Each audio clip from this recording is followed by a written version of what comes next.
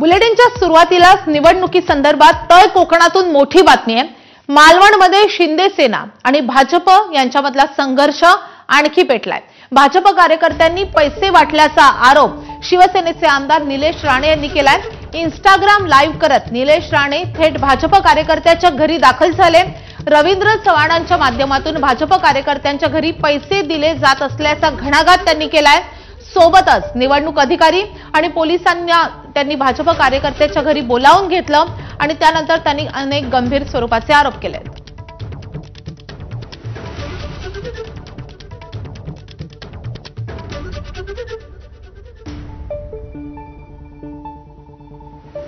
वीस 25 लाख असलेली एक बॅग मिळाली पैशाची।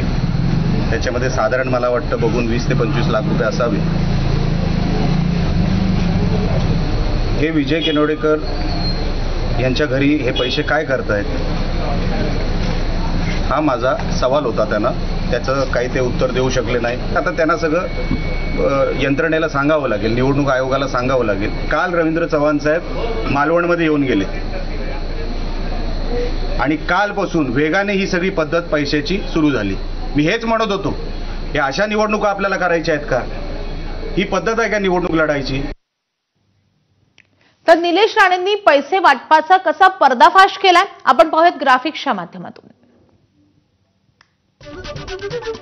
निलेश राणेंची भाजप नेते विजय कंचवडेकरांच्या घरावर धाड। 25 लाखांची बॅग त्यांनी पकडून दिली आहे। पोलीस आणि निवडणूक अधिकाऱ्यांना बॅग ताब्यात घेण्यासही त्यांनी सांगितलं। 8 ते 10 भाजप नेत्यांच्या घरांमध्ये अशाच बॅगा असल्याचा आरोप निलेश राणेंनी केलाय।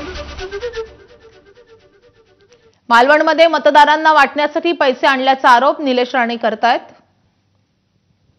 भाजप प्रदेशाध्यक्ष रवींद्र चव्हाण प्रचारास येऊन गेल्यानंतर पैसे सापडले असाही घणाघात निलेश राणेंनी केलाय। तर भाजप तालुकाध्यक्ष सावंत पुरावे नष्ट करत होते असाही निलेश राणेंचा आरोप आहे।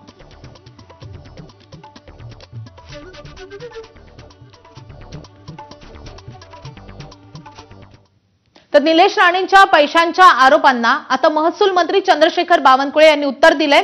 लोकांच्या घरामध्ये जाऊन स्टिंग ऑपरेशन करणं किती योग्य असा सवाल बावनकुळेंनी उपस्थित केलाय। बेडरूममध्ये जाऊन व्हिडिओ काढणं योग्य नाही, त्याची चौकशी झाली पाहिजे असा सवालही बावनकुळेंनी उपस्थित केलाय। आज एकदम असं म्हणणं योग्य नाही की भाजपच्या कार्यकर्त्या घरात पैसे सापडले।